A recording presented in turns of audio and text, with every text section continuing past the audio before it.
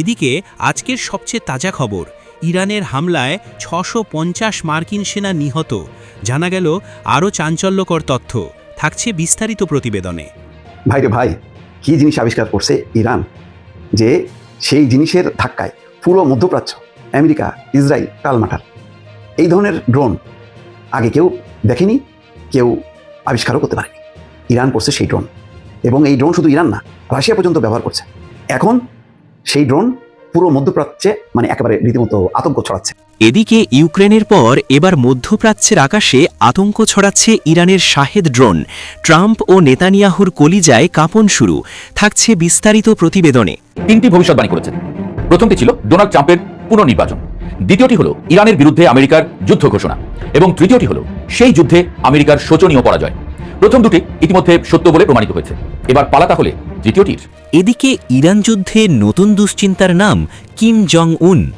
উত্তর কোরিয়াকে নিয়ে কেন কাঁপছে ওয়াশিংটন তেল আবিব, থাকছে বিস্তারিত প্রতিবেদনে। ইসরায়েলের গুরুত্বপূর্ণ শহর পেজা তিকভা, সেখানে আমাদের ইরান থেকে উপহার হিসাবে গিয়েছে কি শক্তিশালী ফ্র্যাগমেন্টেশন ওয়্যারহেড শহর। তো কি এই ফ্র্যাগমেন্টেশন ওয়্যার, খুশি লাগে না, শেয়ার করেন। এটা হচ্ছে বিস্ফোরক যুক্ত ক্ষুদ্র কণা বহনকারী, অর্থাৎ যে ইয়ার দিকে হয় না, যে ধরেন আমরা যখন আতশবাজি ফুটাই, ছোট্ট একটা আতশবাজি উপরে গিয়ে বিশাল একটা আকার ধারণ করে, তাই না? তো প্রযুক্তির জগতে, ক্ষেপণাস্ত্র জগতে, মিসাইলের জগতে অনেক ধরনের মিসাইল আছে, যারা রাশিয়া ইউক্রেন যুদ্ধের নিউজগুলো আমার শুনেছেন নিয়মিত। সেখানে আমি অনেকগুলো বলতাম যে থাকে মাকড়সার মতন, একটা মাকড়সার জালটা ফুটলে, মা মাকড়সা মারা গেলে ভেতর থেকে হাজার হাজার মাকড়সা বের হয়ে চারদিকে ছড়িয়ে পড়ে। এদিকে হিজবুল্লাহর বিধ্বংসী হামলায় ধ্বংস ইসরায়েলি ট্যাঙ্ক, ধ্বংসের দ্বারপ্রান্তে ইসরায়েল, থাকছে বিস্তারিত প্রতিবেদনে। ট্রাম্পের যুদ্ধের শখ মেটাতে এবার কোমর বেঁধে নেমেছে ইরান। ট্রাম্প দিচ্ছে একের পর এক হুমকি, আর তেহরান থেকেও আসছে একের পর এক কড়া ডোজ। ইরানের কড়া ডোজের হুঁশিয়ারিতেই খবর চাউর হয়েছে কাতারের আল উদেইদ ঘাঁটি থেকে তল্পা গুটিয়ে বিদায় নেওয়ার প্রস্তুতি নিচ্ছে মার্কিন বাহিনী। এদিকে গবেষণা বলছে পরাজয়ের দ্বারপ্রান্তে ইহুদিবাদী কট্টরপন্থী দখলদার ইসরায়েল। পরাজয় ছাড়া উপায় নেই আমেরিকা ইসরায়েলের। এদিকে এবার ভারত মহাসাগরে ইরানের মিসাইল হামলা, পরিচয় আমেরিকার যুদ্ধজাহাজ। ইরান যেন কিছুতেই পারমাণবিক ক্ষমতা অর্জন না করতে পারে, সেজন্যই তাদের ওপর পরিকল্পিত হামলা করে বসে ট্রাম্প নেতানিয়াহু। আর সেটি কাল হয়ে দাঁড়িয়েছে তাদের ভাগ্যে। তাদের বিমান হামলার পর থেকে প্রতিশোধ নিতে মরিয়া হয়ে উঠেছে সাহসী মুসলিম দেশ ইরান। আর তাই একে একে মার্কিন ঘাঁটি, স্থাপনা, দূতাবাসে ধ্বংসযজ্ঞ চালাচ্ছে তারা। এদিকে আজকে সবচেয়ে তাজা খবর, ইরানের হামলায় ৬৫০ মার্কিন সেনা নিহত। জানা গেল আরও চাঞ্চল্যকর তথ্য। ইরানের Islamic Revolutionary Guard Corps IRGC দাবি করেছে, ট্রু প্রমিস 4 নামের প্রতিশোধমূলক অভিযানের প্রথম 2 দিনে ইরানি হামলায় ৬৫০ জনের বেশি মার্কিন সেনা নিহত বা আহত হয়েছেন। একই সাথে ইরানি ক্ষেপণাস্ত্র ও ড্রোন হামলার মুখে মার্কিন বিমানবাহী রণতরী USS আব্রাহাম লিঙ্কন পিছু হটতে বাধ্য হয়েছে বলেও জানানো হয়। এ সংবাদ জানিয়েছে তেহরান ভিত্তিক আধা সরকারি সংবাদ মাধ্যম তাসনিম নিউজ এজেন্সি। মঙ্গলবার দেওয়া এক বিবৃতিতে IRGCর মুখপাত্র ব্রিগেডিয়ার জেনারেল আলী মোহাম্মদ নাইনি বলেন, ইরানি বাহিনী পারস্য উপসাগরীয় অঞ্চলে মার্কিন ঘাঁটি ও নৌসম্পদ লক্ষ্য করে ক্ষেপণাস্ত্র ও ড্রোন হামলা চালিয়েছে। তার দাবি, বাহরাইনে অবস্থিত মার্কিন নৌবাহিনীর ৫ম নৌবহরের সদর দপ্তর একাধিকবার লক্ষ্যবস্তু করা হয়। একটি হামলায় ১৬০ জন মার্কিন সেনা নিহত বা আহত হয়েছেন বলেও তিনি উল্লেখ করেন। এছাড়া মার্কিন নৌবাহিনীর একটি MST কমব্যাট সাপোর্ট জাহাজ ইরানি নৌ ক্ষেপণাস্ত্রের আঘাতে গুরুতর ক্ষতিগ্রস্ত হয়েছে বলে দাবি করা হয়। নাইনির ভাষ্য, ইরানি নৌবাহিনী দক্ষিণ পূর্ব ইরানের চাবাহার উপকূল থেকে প্রায় ২৫০ থেকে ৩০০ কিলোমিটার দূরে অবস্থানরত USS আব্রাহাম লিঙ্কনের দিকে 4টি ক্রুজ ক্ষেপণাস্ত্র নিক্ষেপ করে। হামলার পর রণতরীটি দক্ষিণ পূর্ব ভারত মহাসাগরের দিকে সরে যায় বলে দাবি IRGCর। এদিকে ইরান যুদ্ধে নতুন দুশ্চিন্তার নাম কিম জং উন। উত্তর কোরিয়াকে নিয়ে কেন কাঁপছে ওয়াশিংটন তেল আবিব? বর্তমান ইরান ইসরায়েল যুদ্ধ এবং মার্কিন যুক্তরাষ্ট্রের সামরিক হস্তক্ষেপকে কেন্দ্র করে বিশ্ব রাজনীতি উত্তপ্ত। এর ফলেই এখন উত্তর কোরিয়া ও তার নেতা কিম জং উনের ভূমিকা এবং সম্ভাব্য পদক্ষেপ আন্তর্জাতিক মনোযোগের কেন্দ্রে রয়েছে। উত্তর কোরিয়ার কণ্ঠে ইরান যুদ্ধ। উত্তর কোরিয়া সরকার ইরানে যুক্তরাষ্ট্র ও ইসরায়েলের সামরিক হামলাকে অবৈধ আগ্রাসন হিসেবে নিন্দা জানিয়েছে। দেশটির পররাষ্ট্র মন্ত্রণালয়ের মুখপাত্র KCNA মাধ্যমেই বলেছে, যুক্তরাষ্ট্র ইসরায়েলি হস্তক্ষেপ আন্তর্জাতিক আইন লঙ্ঘন করছে এবং এটি বিশ্বে বিশৃঙ্খলা সৃষ্টি করবে। কিম জং উনের নীতিগত অবস্থান। দীর্ঘদিন ধরেই কিম জং উন পশ্চিমা শক্তি, বিশেষত যুক্তরাষ্ট্র এবং তার মিত্রদের প্রতি বিরোধী মনোভাব দেখিয়েছেন। তিনি একাধিকবার পরমাণু শক্তি ও ক্ষেপণাস্ত্র উন্নয়নে জোর দিয়েছেন এবং সামরিক শক্তি প্রদর্শনের মাধ্যমে আন্তর্জাতিক চাপের বিরুদ্ধে দাঁড়াচ্ছেন। উত্তর কোরিয়া পরমাণু নিরস্ত্রীকরণ নিয়ে আন্তর্জাতিক আলোচনার বিরুদ্ধে সরব হয়েছে এবং পশ্চিমা দেশগুলির সমালোচনায় জোর দিয়েছেন। এমনকি মার্কিন যুক্তরাষ্ট্র ও অন্যান্য দেশকে সাইবার হামলার ভুয়া তথ্য ছড়ানোর অভিযোগেও উত্তেজিত প্রতিক্রিয়া দেখানো হয়েছে। কি ভয় মানুষের? বিশ্বনেতারা এবং বিশ্লেষকরা উত্তর কোরিয়াকে কিভাবে দেখছেন তা নিয়ে কিছু কারণ রয়েছে। পারমাণবিক প্রতিশ্রুতি। উত্তর কোরিয়া দীর্ঘদিন ধরেই পরমাণু ও ক্ষেপণাস্ত্র সক্ষমতা বাড়াচ্ছে। আন্তর্জাতিক উত্তেজনা। ইরান ইসরায়েলের যুদ্ধের মতো বড় সামরিক সংঘাতে অংশ নিতে বা সমর্থন জানাতে পারে এমন আশঙ্কা হচ্ছে কিছু আন্তর্জাতিক পর্যবেক্ষকের কাছে। রাজনৈতিক ঘনিষ্ঠ সম্পর্ক। কিছু দেশে যেমন ইরান, রাশিয়া, চীন সহযোগিতা মিলেমিশে প্রতিপক্ষের বিরুদ্ধে অবস্থান নেওয়া হতে পারে, যা বৈশ্বিক সামরিক ভারসাম্যে প্রভাব ফেলতে পারে। বিশ্লেষণ। কেন উত্তেজনা? উত্তর কোরিয়ার শক্তিশালী পারমাণবিক ও ক্ষেপণাস্ত্র নীতি, আন্তর্জাতিক সংঘাতে মন্তব্য ও নিন্দা, বর্তমান ইরান যুদ্ধের প্রেক্ষাপটে সম্ভাব্য নতুন জোট বা সমর্থন প্রকাশ, বিশ্ব ক্ষমতা রাজনীতিতে উত্তেজনার বৃদ্ধি। এই কারণগুলো মিলিয়ে আন্তর্জাতিক মহলে ব্যাপক দুশ্চিন্তা তৈরি হচ্ছে, কারণ কোনো অস্থির রাজনৈতিক সিদ্ধান্ত বা সামরিক পদক্ষেপ তীব্র প্রতিক্রিয়া ও বড় বিশ্ব জটিলতার জন্ম দিতে পারে। সামগ্রিক পরিস্থিতি। বর্তমান অবস্থায় উত্তর কোরিয়া সরাসরি কোনো যুদ্ধের ঘোষণা দেয়নি, তবে তার অবস্থান ও হুঁশিয়ারি বিশ্ব রাজনীতিতে অস্থিরতা বাড়িয়ে দিতে পারে। বিশেষ করে ইরান, যুক্তরাষ্ট্র, ইসরায়েল সংঘাতে উত্তর কোরিয়ার প্রতিক্রিয়া বিশ্ব নেতাদের সমর্থন বা সমালোচনার ভিত্তিতে ভবিষ্যতে আরও বড় পর্যায়ের ঘটনা প্রবাহ সৃষ্টি হতে পারে। ইউক্রেনের পর এবার মধ্যপ্রাচ্যের আকাশে আতঙ্ক ছড়াচ্ছে ইরানের শাহেদ ড্রোন। ইউক্রেন যুদ্ধে 2022 সালের সেপ্টেম্বর থেকে শাহেদ ড্রোনের ব্যবহার শুরু করে রাশিয়া। ইউক্রেন যুদ্ধে ইরানের তৈরি শাহেদ 136 ড্রোন ব্যাপকভাবে ব্যবহার করে আসছে রাশিয়া। সেই ড্রোন এখন মধ্যপ্রাচ্যে বিভিন্ন লক্ষ্যবস্তুতে আঘাত হানতে ব্যবহার করছে ইরান। $50,000 মূল্যের এই ড্রোনগুলো ইঞ্জিনের কর্কশ শব্দের জন্য আলাদা করে চেনা যায়। গত 48 ঘণ্টায় বাহরাইন, কুয়েত, সংযুক্ত আরব আমিরাত সহ পারস্য উপসাগরীয় অঞ্চলে আঘাত হেনেছে কয়েকশো শাহেদ ড্রোন। যুক্তরাষ্ট্রের আঞ্চলিক মিত্রদের ওপর চাপ সৃষ্টি ও ভয় দেখাতে তেহরান এই কৌশল নিয়েছে। বাহরাইন থেকে পাওয়া একটি ভিডিওতে দেখা গেছে রাতের আঁধারে একটি ডেল্টা উইং ড্রোন ঘাস কাটার মেশিনের মতো কর্কশ শব্দে একটি বহুতল ভবনের দিকে ধেয়ে আসছে এবং সজোরে সেটিতে আঘাত হানছে। এতে ভবনের ব্যালকনি দিয়ে জ্বলন্ত ধ্বংসাবশেষ পড়তে দেখা যায়। সম্ভবত অ্যাপার্টমেন্টটি সরাসরি আঘাত থেকে রক্ষা পায়নি। গত শনিবার সকালে ইরানে যুক্তরাষ্ট্র ও ইসরায়েলের হামলার পর থেকে এখনও পর্যন্ত দেশটির উপসাগরীয় প্রতিবেশীদের লক্ষ্য করে 1000-এর বেশি ড্রোন ছোড়া হয়েছে। ধারণা করা হচ্ছে এর একটি বড় অংশই শাহেদ 136 মডেলের। সোমবার বিকেলে সংযুক্ত আরব আমিরাত জানিয়েছে তাদের ওপর 679টি ড্রোন দিয়ে হামলা চালানো হয়েছে। এর মধ্যে 645টি ড্রোন তারা ভূপাতিত করতে সক্ষম হলেও 44টি ড্রোন বা টোটাল ড্রোনের প্রায় 6% বেশি লক্ষ্যবস্তুতে আঘাত এনেছে। এদিকে হিজবুল্লার বিধ্বংসী হামলায় ধ্বংস ইসরায়েলি ট্যাঙ্ক, ধ্বংসের দ্বারপ্রান্তে ইসরায়েল।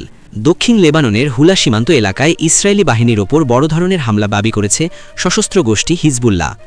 গোষ্ঠীটির দাবি অনুযায়ী তাদের যোদ্ধারা সফলভাবে একটি ইসরায়েলি ব্যাটেল ট্যাঙ্ক লক্ষ্য করে হামলা চালিয়েছে। লেবানন সীমান্তের এই ক্রমবর্ধমান উত্তেজনা এখন মধ্যপ্রাচ্যের পরিস্থিতিকে এক ভয়াবহ যুদ্ধের দিকে ঠেলে দিচ্ছে। এদিকে ইসরায়েলের প্রভাবশালী সংবাদ মাধ্যম চ্যানেল 12 এক প্রতিবেদনে জানিয়েছে ইসরায়েল বর্তমানে হিজবুল্লাহ এবং ইরান এই দুই দিক থেকে আসা যুগপথ বা বহুমুখী হামলার মুখোমুখি হচ্ছে। ইসরায়েলি প্রতিরক্ষা বাহিনী আইডিএফ দাবি করেছে ইরান থেকে ছোড়া একটি শক্তিশালী যুদ্ধাস্ত্র তারা মাঝ আকাশে ধ্বংস করতে সক্ষম হয়েছে। তবে সেই ধ্বংস করা অস্ত্রের ধ্বংসাবশেষ বা শার্পনেল ইসরায়েলের মধ্যাঞ্চলে আছড়ে পড়েছে বলে স্থানীয় সংবাদ মাধ্যমগুলো নিশ্চিত করেছে। সীমান্তবর্তী গ্রামগুলোতে বর্তমানে প্রচণ্ড উত্তেজনা বিরাজ করছে এবং ইসরায়েলি বাহিনী তাদের আকাশ প্রতিরক্ষা ব্যবস্থাকে সর্বোচ্চ সতর্কতায় রেখেছে। হিজবুল্লার এই ট্যাঙ্ক ধ্বংসের দাবি এবং ইরানের সরাসরি সংঘাতের সংকেত এই অঞ্চলে দীর্ঘস্থায়ী অস্থিরতার ইঙ্গিত দিচ্ছে। ভাইরে ভাই, কি জিনিস আবিষ্কার করছে ইরান যে সেই জিনিসের ধাক্কায় পুরো মধ্যপ্রাচ্য, আমেরিকা, ইসরায়েল টালমাটাল। এই ধরনের ড্রোন আগে কেউ দেখেনি, কেউ আবিষ্কারও করতে পারেনি। ইরান করছে সেই ড্রোন, এবং এই ড্রোন শুধু ইরান না, রাশিয়া পর্যন্ত ব্যবহার করছে। এখন সেই ড্রোন পুরো মধ্যপ্রাচ্যে মানে একেবারে রীতিমতো আতঙ্ক ছড়াচ্ছে। কি সেই ড্রোন? নাম কি জানেন? Shahed drone. চিন্তা করেন, একেবারে ছোট্ট নাম শাহেদ। বহু মানুষের নাম আছে না, শাহেদ, শাহেদ চৌধুরী, শাহেদ খান, অনেক বিখ্যাত মানুষের নাম আছে শাহেদ। সেই শাহেদ ড্রোন এখন বলা হচ্ছে ইউক্রেনের পর এবার মধ্যপ্রাচ্যের আকাশে আতঙ্ক ছড়াচ্ছে ইরানের শাহেদ ড্রোন। তার মানে ইউক্রেনে এটা ব্যবহার করছে রাশিয়া ইরান থেকে নিয়ে। এক একটা ড্রোনের দাম হচ্ছে $50,000। সেটা রাশিয়া ইরান থেকে কিনে নিয়ে সেটা মানে ইউক্রেনে আতঙ্ক ছড়াইছে। এমন ভয়াল শব্দ এবং ভয়াল আঘাত যে রীতিমতো মানে মনের জন্য একটা ভূমিকম্প হয়ে গেছে। বলা হচ্ছে ইউক্রেন যুদ্ধে ইরানের তৈরি শাহেদ 136 ড্রোন ব্যাপকভাবে ব্যবহার করে আসছে রাশিয়া। সেই ড্রোন এখন মধ্যপ্রাচ্যে বিভিন্ন লক্ষ্যবস্তুতে আঘাত হানতে ব্যবহার করছে ইরান। $50,000 মূল্যের এই ড্রোনগুলো ইঞ্জিনের কর্কশ শব্দের জন্য আলাদা করে চেনা যায়। গত 48 ঘন্টায় বাহরাইন, কুয়েত, সংযুক্ত আরব আমিরাত সহ পারস্য উপসাগরীয় অঞ্চলে আঘাত হেনেছে কয়েকশো শাহেদ ড্রোন। যুক্তরাষ্ট্রের আঞ্চলিক মিত্রদের উপর চাপ সৃষ্টি এবং ভয় দেখাতে তেহরান এই কৌশল নিয়েছে। বাহরাইন থেকে পাওয়া একটা ভিডিওতে দেখা গেছে রাতের আধারে একটা ডেল্টা উইং ড্রোন ঘাস কাটার মেশিনের মতো কর্কশ শব্দে একটি বহুতল ভবনের দিকে ধেয়ে আসছে এবং সজোরে সেটি আঘাত হেনেছে। এতে ভবনের ব্যালকনি দিয়ে জ্বলন্ত ধ্বংসাবশেষ পড়তে দেখা যায়। সম্ভবত অ্যাপার্টমেন্টটি সরাসরি আঘাত থেকে রক্ষা পায়নি। গত শনিবার সকালে ইরানের যুক্তরাষ্ট্র এবং ইসরায়েলের হামলার পর থেকে এখন পর্যন্ত দেশটির উপসাগরীয় প্রতিবেশীদের লক্ষ্য করে 1000-এর বেশি ড্রোন ছোড়া হয়। ধারণা করা হচ্ছে এর একটি বড় অংশই শাহেদ 136 মডেলের। সোমবার বিকেলে সংযুক্ত আরব আমিরাত জানিয়েছে তাদের উপর 689টি ড্রোন দিয়ে হামলা চালানো হয়েছে। এর মধ্যে 645টি ড্রোন তারা ভূপাতিত করতে সক্ষম হলো। 44টি ড্রোন, মোট ড্রোনের প্রায় 6% বেশি লক্ষ্যবস্তুতে আঘাত হেনেছে। মানে কয়টা ঠেকাবে? ইরান তো একটার পর একটা ছুঁড়ে যাচ্ছে। 44টি ড্রোন আর মানে ঠেকানো যায়নি। যেভাবে কাজ করে শাহেদ ড্রোন, সেখানে বলা হচ্ছে শাহেদ 136 ড্রোন 3.5 মিটার দীর্ঘ এবং এর ডানার বিস্তার 2.5 মিটার। ব্যালিস্টিক ক্ষেপণাস্ত্রের তুলনায় এটি সস্তা এবং তৈরি করা সহজ। যুক্তরাষ্ট্র এবং ইসরায়েলের হামলার আগে ব্যালিস্টিক ক্ষেপণাস্ত্র ইরান কয়েক ডজন তৈরি করতে পারত, ফলে কিছু সময়ের জন্য চলমান সংঘাতের একটি অংশ জুড়ে থাকতে পারে এসব ড্রোনই। একটি শাহেদ ড্রোন প্রায় 50 কেজি ওজনের বিস্ফোরক বহন করতে পারে, যা একটি আকাশচুম্বী ভবন ক্ষতিগ্রস্ত করার জন্য যথেষ্ট হলেও তা ধসিয়ে দেওয়ার জন্য পর্যাপ্ত নয়। এই ড্রোনগুলো তুলনামূলক ধীর গতির, অবশ্য দ্রুত গতির জেট ইঞ্জিন সংস্করণ দেখা গেছে, কিন্তু এগুলোর বড় আকৃতি, ইঞ্জিনের উচ্চ শব্দ এবং চূড়ান্ত পর্যায়ে লক্ষ্যবস্তুর উপর ঝাঁপিয়ে পড়ার ধরন সাধারণ মানুষের মধ্যে ব্যাপক আতঙ্ক তৈরি করে। বাহরাইন থেকে পাওয়া দ্বিতীয় একটি ভিডিওতে স্পষ্ট দেখা গেছে মার্কিন নৌবাহিনীর 5ম ফ্লিটের সদর দপ্তরের ঠিক উপর দিয়ে একটি ড্রোন, ডেল্টা উইং ড্রোন উড়ে যাচ্ছে। ড্রোনটি সফলভাবে নিচের দিকে নেমে একটি রাডার ড্রোনে আঘাত হানে এবং এটি ধ্বংস করে দেয়। তার মানে এটা একেবারে পুরো বিল্ডিং উড়ে দেবে তা না, কিন্তু এর শব্দ, ঘাস কাটা মেশিন যেমন কর্কশ একটা শব্দ, ভয়ঙ্কর শব্দ, সেই শব্দে মানে আত্মারাম খাঁচা ছাড়া দিয়ে দেয়। সেই ড্রোন এখন ব্যবহার করছে শাহেদ 136 নাম এর। এটা এখন খুব সফলভাবে পুরো মধ্যপ্রাচ্যে আতঙ্ক দাঁড়িয়েছে। দেখেন না, দুবাই থেকে ধনীরা সব দলে দলে পাকাচ্ছে, জোরে বাপরে বাপ, এটা কোন জিনিস আসতেছে একটার পর একটা। সুতরাং খবর আছে, ইরানের সাথে বাড়াবাড়ির ফল এইবার মধ্যপ্রাচ্যের অনেকগুলো দেশ পাবে। তিনি 3টি ভবিষ্যৎবাণী করেছেন। প্রথমটি ছিল ডোনাল্ড ট্রাম্পের পুনর্নির্বাচন, দ্বিতীয়টি হলো ইরানের বিরুদ্ধে আমেরিকার যুদ্ধ ঘোষণা এবং তৃতীয়টি হলো সেই যুদ্ধে আমেরিকার শোচনীয় পরাজয়। প্রথম দুটি ইতিমধ্যে সত্য বলে প্রমাণিত হয়েছে। এবার পালা তাহলে তৃতীয়টি। ভূরাজনৈতিক বিশ্লেষক হিসেবে অতি পরিচিত মুখ অধ্যাপক জিয়াং। তার মতে এই যুদ্ধে শেষ পর্যন্ত মার্কিন যুক্তরাষ্ট্রের পরাজয় ঘটবে, যা বর্তমান বিশ্ব ব্যবস্থাকে চিরতরে বদলে দেবে। বলে রাখা ভালো, তিনি কোনো ধর্মীয় বা আধ্যাত্মিক গুরু টাইপ কিছু নন। সারা দুনিয়ার রাজনীতির হালচাল বিশ্লেষণ করে তিনি তার মতামত দেন। সেজন্য অধ্যাপক জিয়াংয়ের এহেন মতামতকে উপেক্ষা করছেন না কেউই। আসলেই কি তাই? বর্তমান অবস্থা আসলেই কি ইঙ্গিত দিচ্ছে? চলুন যাই বিশ্লেষণে। ইরান গত 20 বছর ধরে অত্যন্ত সুশৃঙ্খলভাবে এই সংঘাতের জন্য নিজেকে প্রস্তুত করেছে। তাদের সামরিক কৌশল কেবল প্রচলিত যুদ্ধের মধ্যে সীমাবদ্ধ না রেখে তারা একে একটি আদর্শিক এবং অস্তিত্ব রক্ষার লড়াই হিসেবে গ্রহণ করেছে। গত বছরের জুন মাসে সংঘটিত 12 দিনের সংক্ষিপ্ত যুদ্ধের অভিজ্ঞতা ইরানকে ইসরায়েল এবং আমেরিকার আক্রমণাত্মক সক্ষমতা সম্পর্কে এক গভীর ধারণা দিয়েছে। তারা তাদের প্রক্সি বাহিনীর মাধ্যমে আমেরিকার রণকৌশল এবং মানসিকতা নিখুঁতভাবে বিশ্লেষণ করেছে। এই দীর্ঘ প্রস্তুতি ইরানকে বর্তমানের যুদ্ধে এক অনন্য সুবিধা এনে দিয়েছে, যেখানে তারা জানে ঠিক কোথায় এবং কিভাবে আঘাত করলে পেন্টাগনের মতো বিশাল সামরিক শক্তিকেও দিশেহারা করে দেওয়া সম্ভব। বর্তমান সংঘাতের একটি অত্যন্ত ভয়াবহ দিক হলো ইরানের অর্থনৈতিক যুদ্ধ কৌশল। তারা কেবল সরাসরি সামরিক লক্ষ্যবস্তুতে আঘাত করছে না, তারা বিশ্ব অর্থনীতির প্রাণকেন্দ্র হিসেবে পরিচিত গালফ কোঅপারেশন কাউন্সিল বা জিসিসি ভুক্ত দেশগুলোর উপরে চাপ সৃষ্টি করছে। জিয়াংয়ের মতে ইরান অত্যন্ত কৌশলে সৌদি আরব, সংযুক্ত আরব আমিরাত এবং কাতারের মতো দেশগুলোর জ্বালানি ও পানি সরবরাহ অবকাঠামোকে লক্ষ্যবস্তু বানিয়েছে। মরুভূমির দেশগুলোর জন্য সমুদ্রের নোনা পানি পরিষ্কার করার প্ল্যান্ট বা ডিস্যালিনেশন প্ল্যান্টটি হলো জীবনের মূল উৎস। মাত্র $50,000 মূল্যের ড্রোন দিয়ে যদি রিয়াদের মতো ঘনবসতিপূর্ণ শহরের ডিস্যালিনেশন প্ল্যান্ট ধ্বংস করা হয়, তবে কোটি কোটি মানুষের মাত্র 2 সপ্তাহের মধ্যে পানির অভাবে দেশ ত্যাগে বাধ্য হবে। ইরান মূলত এই দেশগুলোর অস্তিত্বকেই হুমকির মুখে ফেলে দিয়ে আমেরিকাকে এক কঠিন কূটনৈতিক এবং অর্থনৈতিক ফাঁদে ফেলতে চেষ্টা করছে। আমেরিকার অভ্যন্তরীণ অর্থনীতির দিকে তাকালে দেখা যায় এটি এখন মূলত একটি বিশাল বিনিয়োগ চক্রের উপরে দাঁড়িয়ে আছে। গালফ রাষ্ট্রগুলো তাদের তেল বিক্রি করে যে পেট্রোডলার অর্জন করে, তা পুরোটাই আমেরিকার শেয়ার বাজার এবং বর্তমানের বহুল আলোচিত এআই প্রযুক্তিতে বিনিয়োগ করে। অধ্যাপক জিয়াং দাবি করেন আমেরিকার বর্তমান এআই বুদবুদ এবং সামগ্রিক অর্থনৈতিক স্থিতিশীলতা এই বিনিয়োগের উপরে নির্ভরশীল। যদি ইরান এই অঞ্চলে তেলের প্রবাহ বন্ধ করে দিতে পারে বা পেট্রোডলারের প্রবাহে বিঘ্ন ঘটায়, তবে আমেরিকার শেয়ার বাজারে ধস নামা অনিবার্য। এটি কেবল আমেরিকার অর্থনীতি নয়, ডলার ভিত্তিক বিশ্ব রিজার্ভ সিস্টেমকেই ভেঙে ফেলবে, যা আমেরিকার বিশ্ব আধিপত্যের কফিনে শেষ পেরেক ঠুকে দিতে পারে। সামরিক সরঞ্জাম ও প্রযুক্তির অসম লড়াই বর্তমান যুদ্ধের একটি বড় দিক। আমেরিকার সামরিক শিল্প কমপ্লেক্স মূলত 20 শতাব্দীর স্নায়ুযুদ্ধের জন্য ডিজাইন করা হয়েছিল, যেখানে অত্যাধুনিক এবং আকাশচুম্বী দামের প্রযুক্তির মহড়া দেওয়া হতো। কিন্তু 21 শতাব্দীর এই যুদ্ধে ইরান অত্যন্ত সস্তা কিন্তু কার্যকর ড্রোন এবং ক্ষেপণাস্ত্র প্রযুক্তি ব্যবহার করছে, যেখানে এক একটি ইরানি ড্রোনের দাম মাত্র $50,000। সেখানে সেটিকে ধ্বংস করতে আমেরিকাকে এক একটি ইন্টারসেপ্টর মিসাইলের পেছনে মিলিয়ন মিলিয়ন ডলার খরচ করতে হচ্ছে। সম্প্রতি দেখা গেছে একটি মাত্র ইরানি মিসাইল রুখতে 11টি ইন্টারসেপ্টর ব্যবহার করেও আমেরিকা সফল হতে পারেনি।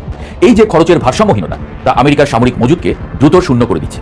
যুদ্ধের এই অসমতা আমেরিকার সামরিক শ্রেষ্ঠত্বের যে মিথ ছিল তা বিশ্ববাসীর সামনে ধূলিসাৎ করে দিচ্ছে।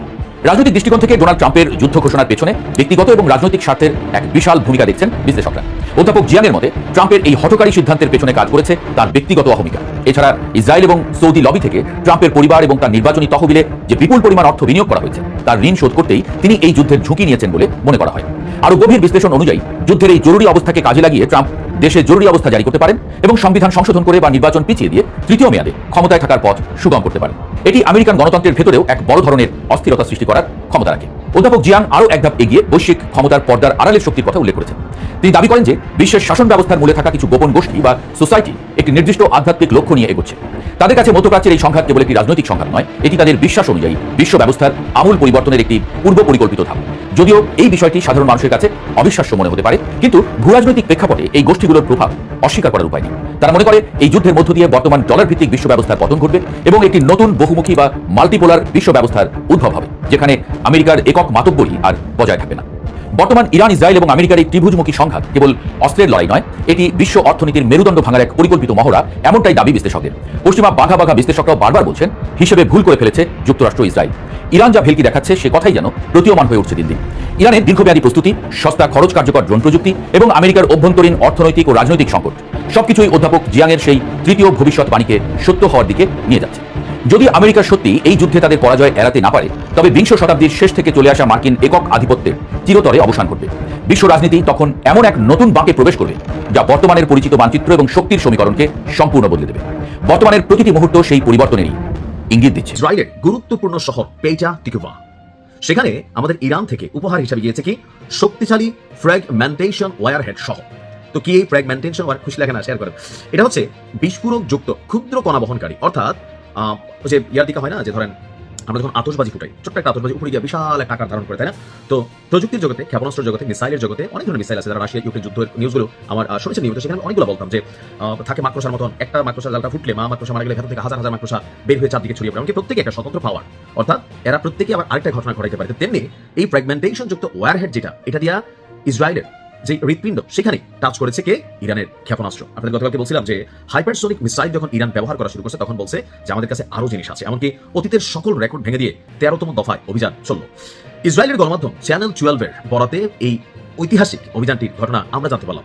এর পাশাপাশি টাইমস অফ ইসরায়েল তারাই প্রতিবেদন নিশ্চিত করেছে যে ক্ষেপণাস্ত্রটির ধ্বংসাশেষ এবং এর ভেতরে থাকা মারাত্মক ধাতব কণাগুলো শহরের একটি বিশাল অংশে ছড়িয়ে পড়েছে। ওই যে মাকড়সার মতন দেখছেন তো, মাকড়সা যখন মারা যায় তো তার পেট চিরে শত শত মাকড়সা চারদিকে মিনি মিনি মাকড়সা ছড়িয়ে পড়ে, তারা আবার স্বতন্ত্র অ্যাক্টিভেট ভূমিকা কাজ করে। তো এরকম ইরান যেটা মারছে ওইটাও যেখানে যাচ্ছে সেখানে আবার মিনি মিনি ঘটনা ঘটছে। অ্যাজ এ রেজাল্ট শহরের বিশাল একটা অংশ এটার মাঝখানে চলে আসছে। তো আপনার এতে ওই অঞ্চলের বেশ কিছু স্থাপনা, জানমালের ব্যাপক ক্ষয়ক্ষতি হয়েছে। হামলার পর পুরো শহর জুড়ে আতঙ্ক ছড়িয়ে পড়েছে এবং জরুরি উদ্ধারকারী দলগুলো দ্রুত ঘটনাস্থলে দৌড়াদৌড়ি করছে। প্রাথমিক রিপোর্টে এখনো অনেক কিছুই সত্যতা স্বীকার করেনি আইডিএফ। সামরিক বিশেষজ্ঞরা বলছেন এই ধরনের, অর্থাৎ ইরান যেটা ফ্র্যাগমেন্টেশন ওয়্যারহেড, এটা যখন কোথাও গিয়ে টাচ করার পরে বিশাল এলাকা জুড়ে চাইল্লা ফেলে, অর্থাৎ আসারটা খায় এক জায়গায় ফলে মশা মাছির মতো ছিটায় যায়, সেখান থেকে ছোট ছোট ছোট ছোট মিনি অ্যাকশন হয়। আর এটার যে ডিজাইনটা করা, এটাকে যারা তৈরি করেছে তারা করেছেই যখন বড় আকারে কোনো ঘটনা ঘটাতে চায়। বেসিক্যালি কোনো একটা বিল্ডিংকে টার্গেট করে একটা ক্ষেপণাস্ত্র ছোড়া হয়, কোনো একটা স্পেসিফিক টার্গেটেড লক্ষ্যবস্তু থাকে, বাট এটা যখন মারা হয় এটার কাজই হচ্ছে যে বড় আকারের ক্ষতি করার উদ্দেশ্যে এটাকে ডিজাইন করা হয়েছে এবং ছোড়া হয়। ঘটনার পর থেকে পুরো ইসরায়েল জুড়ে কড়া নিরাপত্তা এবং উচ্চ সতর্কতা জারি করা হয়েছে। আপনার এই পেটা তিকভা নামক শহরে ইসরায়েলের গবেষণাগার থেকে শুরু করে প্রযুক্তি, সামরিক, বেসামরিক অনেক ধরনের গুরুত্বপূর্ণ সেক্টরগুলো অবস্থিত, এমনকি সেনাবাহিনী, মোসাদ থেকে শুরু করে প্রত্যেকেরই বিভিন্ন কার্যালয় আছে। সো ইরান সেই জায়গা থেকে টাচ করেছে। দেখা যাক রেজাল্ট কি আসে।